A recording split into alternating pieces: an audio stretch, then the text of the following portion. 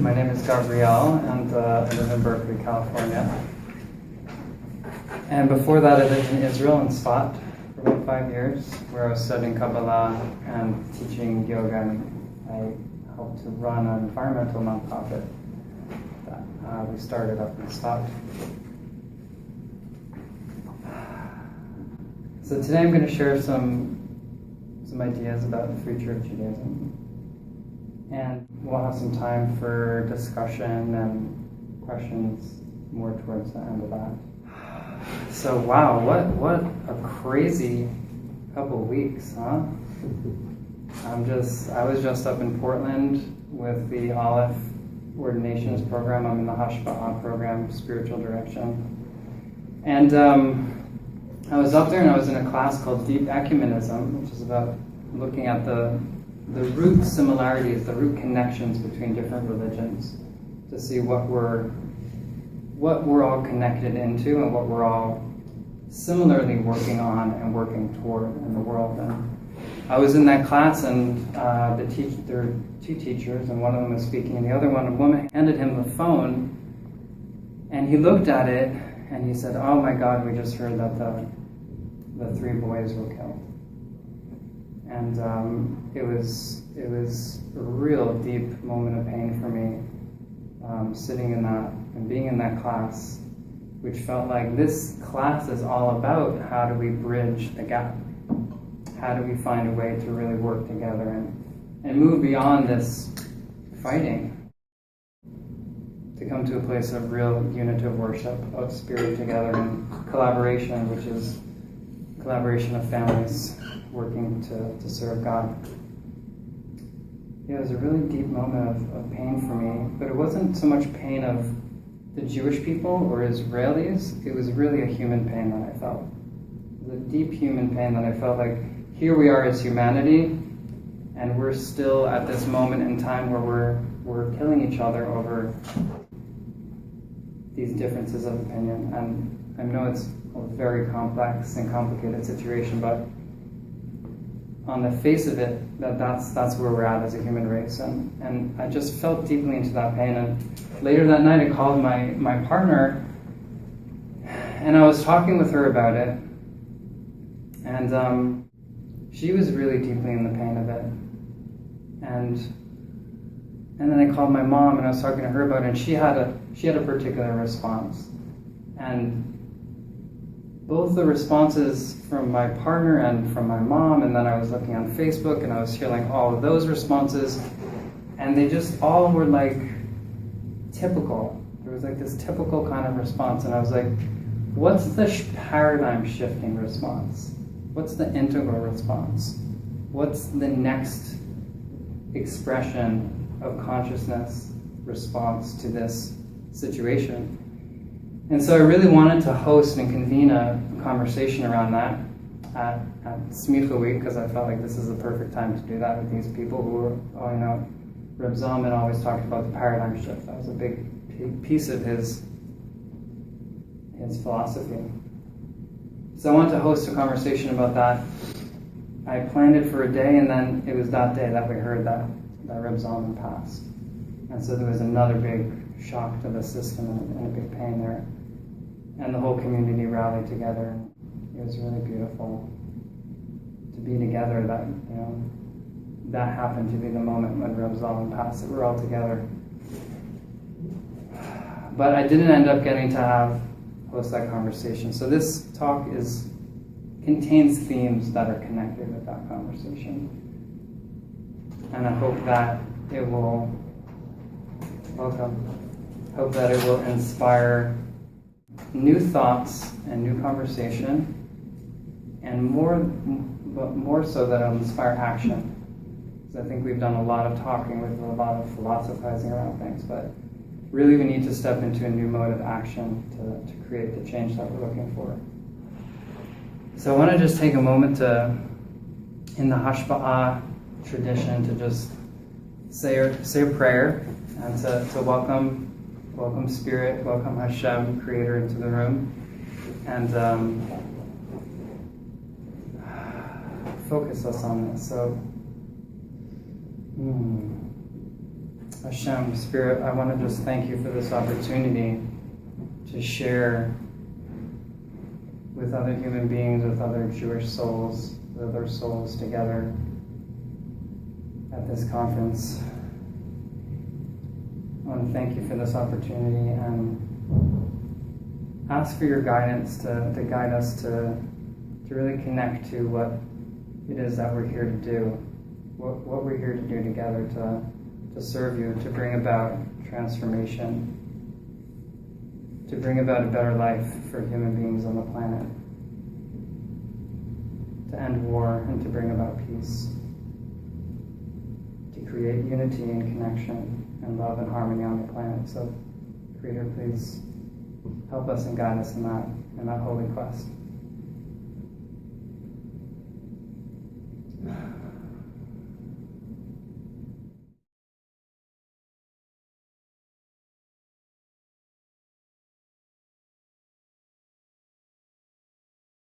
I want to talk about the future of Judaism from here on. And we're going to come back to the purpose and to the purpose of creation, purpose of Judaism later on in the talk. But now I want to move to this sort of idea that I'm working with about the future of Judaism. And in order really to touch into that, we need to get a sense for where we are right now, where the Jewish people are right now, and particularly in America. And that's going to come through, you guys, how many are familiar with the Pew Report? Yeah. So I know there's a little controversy around it too, but here's a quote from Rabbi J. Michelson, that a significant slice of American Jewish population just doesn't care that much about Judaism or Jewishness. Measure it however you like, these Jews are speaking by their silence and voting with their fast exiting feet. The problem with Judaism is that lots of American Jews don't have a use for it. There are all these other statistics that the Pew Report brought out, and what it comes down to is that a lot of people just aren't interested in the mainstream forms that have been handed down and been put out there into the public. So what I started getting interested in is why that is. And when I looked at it, I found there's a lot of different reasons, but three particular that I want to touch on. And first of all, one of the main things that I find is that we tend to strengthen ourselves by putting down others. We tend to we take the other and we take another religion or another people and make them into an other in order to strengthen ourselves. And so that we strengthen this identity by making an other, and usually we tend to make that other wrong or delegitimize them. Some examples are, the Jews are kadosh, the Jews are holy, but the goyim, they're treif. It's this like Jews, Yidden, and goyim. So it's like this really old world style view, which is a way to strengthen us, but really, it doesn't really serve us at the end of the day. Or the idea of like a Jewish neshama and a goyish neshama.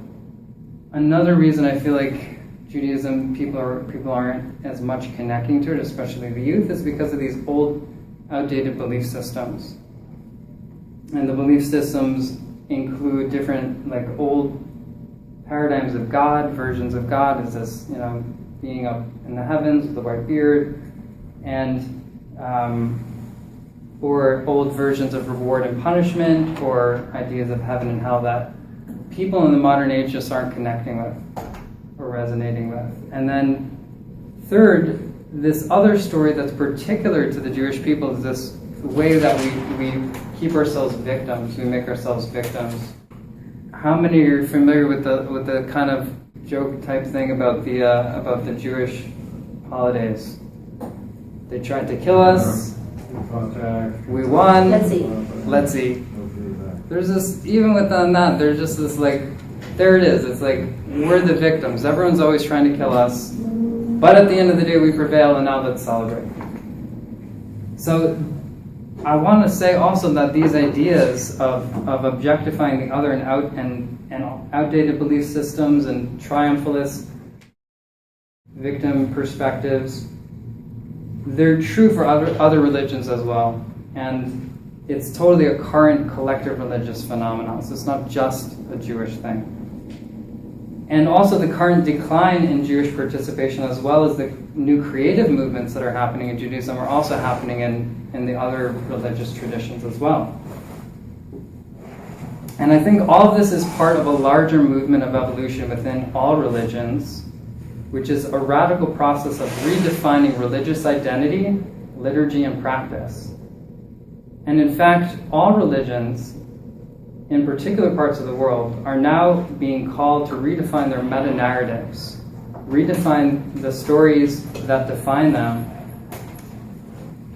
and their purpose. So we're being called to really redefine this narrative that we've been holding that identifies us, that gives us purpose and meaning. And all religions, it's a simultaneous thing that's happening right now on the planet. All religions in different particular parts of the planet. Other places are, that's not happening. But in particular parts, we're all being asked to redefine our meta-narratives. And this process, in my opinion, is actually a process of evolution. And so I want to just look at how systems grow, how systems evolve. And the way I want to do that is by, first of all, putting out a word that some of you might be familiar with, some of you might not, which is holon.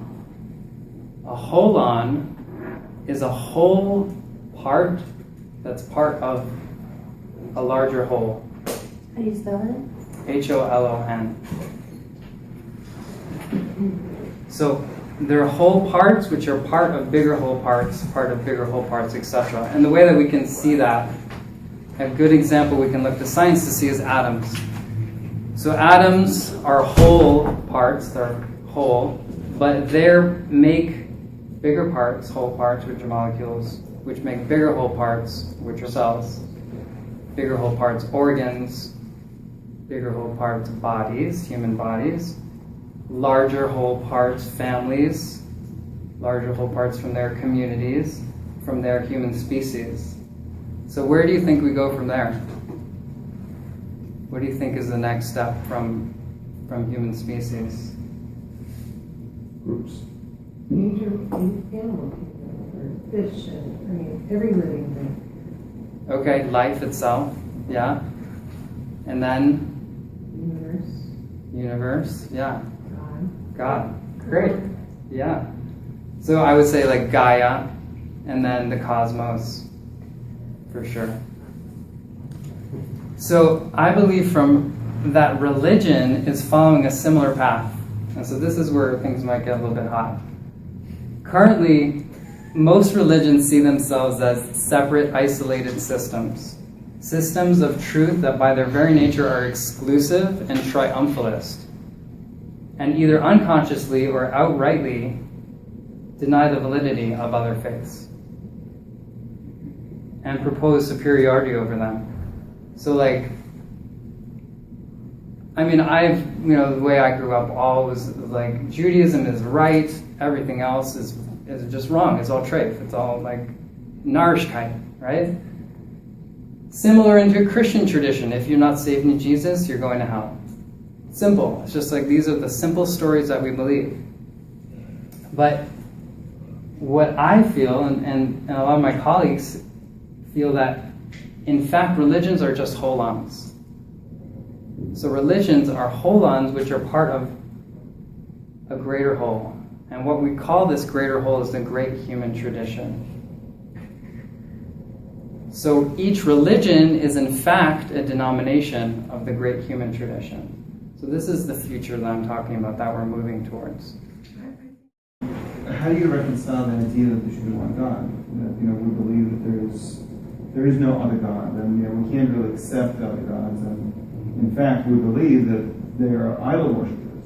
And obviously, for Christians, they believe things like opposite of us, and they think that we should believe in their God. So sure. How do you reconcile into this one big whole of controversy? Absolutely. Great question. So yeah, that's part of this old perspective of looking at God and religion. And that's what monotheism is kind of saying. There's one God, this one, these other ones are wrong. But that's kind of the point of this. So that is this old perspective. And this new perspective, this emerging perspective is, wait a second, there is one God. And this one God is the one God of all these different faiths. And these are just different streams and paths to get to there. And so this vision that we're talking about is a vision where people start to get that. And it doesn't mean you have to become Christian or you have to become Muslim or you have to become this or that. You continue within your path and your tradition, but from this new perspective. And so this new perspective says that what we need to do is actually we need to work together. So if you can imagine this vision of like religion seeing this and seeing this one God and coming together to say, okay, how can we actually work together as brothers and sisters, as servants of this one God? And particularly how to heal the broken systems of our planet. Because right now we're in a crucial moment of environmental crisis. Orthodox Judaism does talk about how Judaism is for Jews, not for people who aren't Jews. That everyone who is not Jewish has their own path to righteousness, and it doesn't preclude them from being righteous or from achieving enlightenment, but in their own path. And I think that's been part of Orthodoxy forever. But I think the question is that when is it, okay, yeah, you do your thing and I'm going to do my thing, and that's kosher. But I think the paradigm shift is when we say, you're going to do your thing, I'm going to do my thing. But hey, let's come together to like discuss that, to think about what tools you use to connect to spirit. Or as Rob Zalman would say, how do you God? You know, what's your like love relationship with God? How do you do that?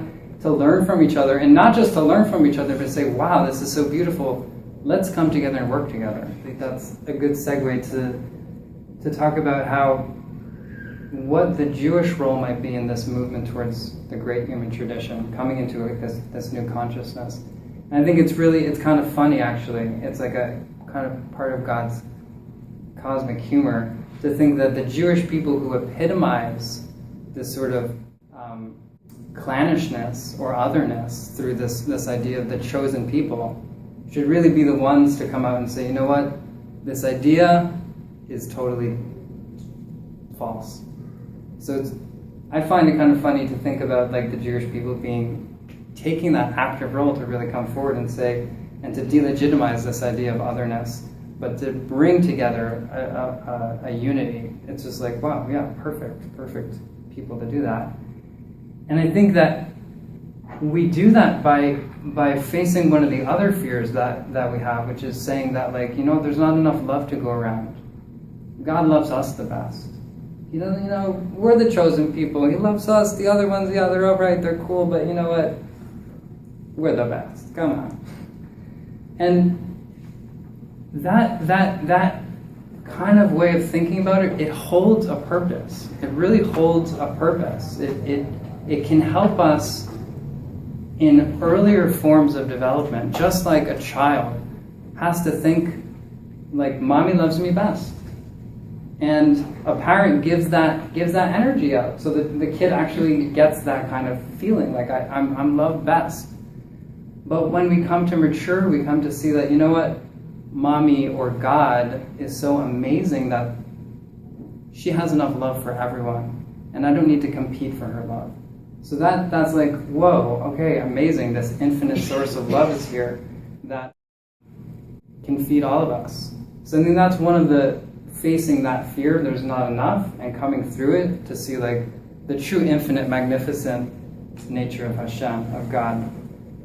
And when that's done, we create this new world-centric model from which to practice our Judaism and to live by as a guiding principle. And we release ourselves from this victim mentality, this mentality of like we need to survive, and you know, this post-Holocaust trauma that we're so immersed in, that can really allow us to release that and to come into a new consciousness of thrival, of really thriving on this planet.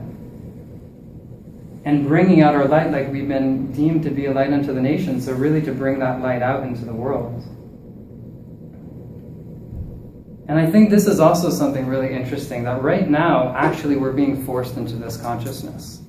And we're being forced into the consciousness by the divine intelligence of the planet. It's God's plan to say, like, you have to get it together. And here I'm going to force you to do it. in its time, right now, this is happening. So, and it's saying, and it's just like also Reb Zalman would talk about how like everything shifted once we went into space and we saw the planet. We saw the planet as a whole. We're like, wow, this is one planet. This is our home.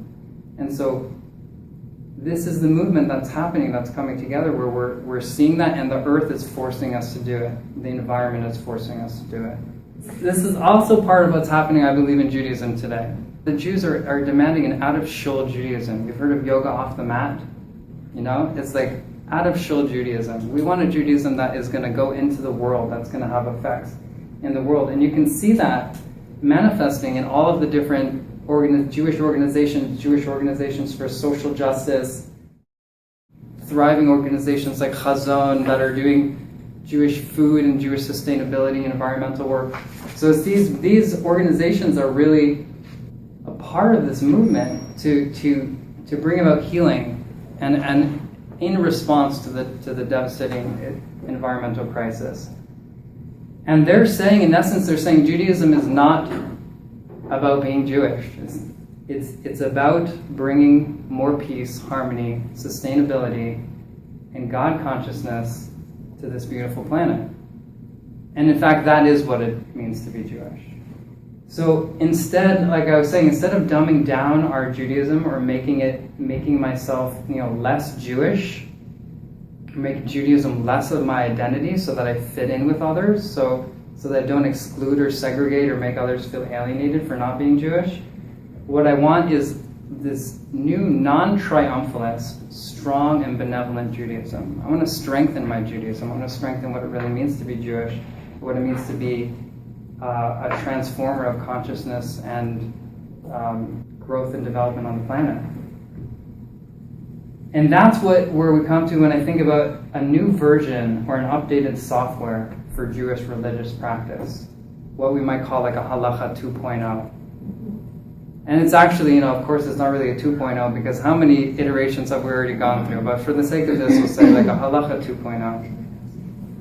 And so what is that? What's this new practice for halacha 2.0? In order to design this new practice, we have to tap into the purpose of creation and the purpose of Judaism, which brings us back to the beginning. And I'm getting my source for this through Kabbalah, and specifically through Ashlag Kabbalah, which says that, the purpose or the ikar of Judaism, and this is also, you can look at this in the Talmud. Talmud Brachot 12b has an incredible conversation, which comes from the Seder, from the Pesach Seder, that talks about the ikar. Really, what is the ikar?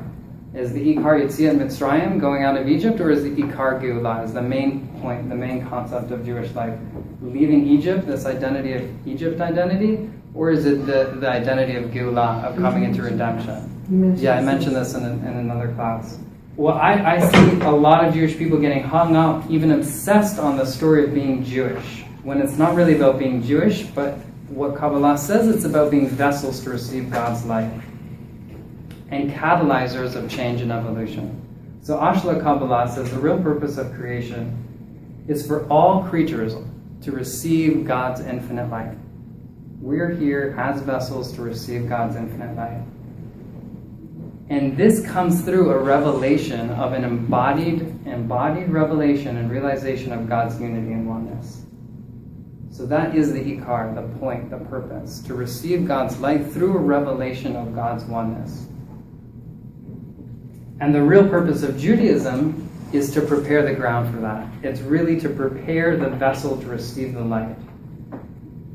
So it's about being vessels for light and doing the work to prepare ourselves and humanity and the world around us to embrace this higher reality. So we're paving the way, really. That's like the purpose of Judaism, to pave the way for a reality of love and unity, of peace and God consciousness for all, as manifested through the realization of God's oneness. And this is truly what it means to be Jewish.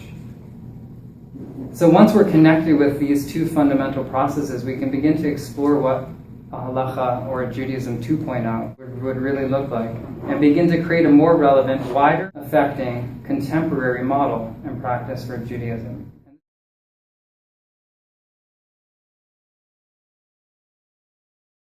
says in the Torah, A, B, and C is kosher, and A, D, E, and F are treif.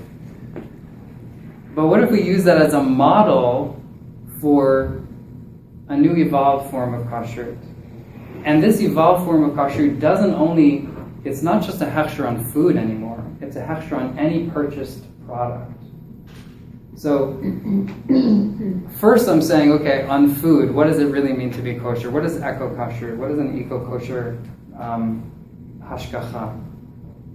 And that means, what it means is that, first of all, it's ethically and sustainably processed. It means that not only is it organic and it's healthy for the body, but the way that it was produced is it's produced in an ethically and sustainable way, so that the corporation or the business that creates it doesn't pollute the environment, but actually gives back to the environment, and also treats its workers fairly. So there's like social justice element to it, there's an environmental justice element, and that really would be what it means to be kosher for a food product. But then we expand that, and we expand that onto clothing. We expand that onto any product that we buy. And any product that we buy would have an eco-kashrut hashgacha, which says, you know what, this product was ethically mined, ethically and sustainably produced, and its workers were treated fairly, and therefore it has a hashgacha of kosher. And imagine what that would do in the world. Imagine what that would do to the world of commerce. But then if you expand that even further, we start to embrace other religions, so we have an eco-halal, and we bring that in, and we have a community, we have a unitive consciousness around what it means to be kosher or halal. And you can expand that into every religion. So now you have the religions being like a purchasing power.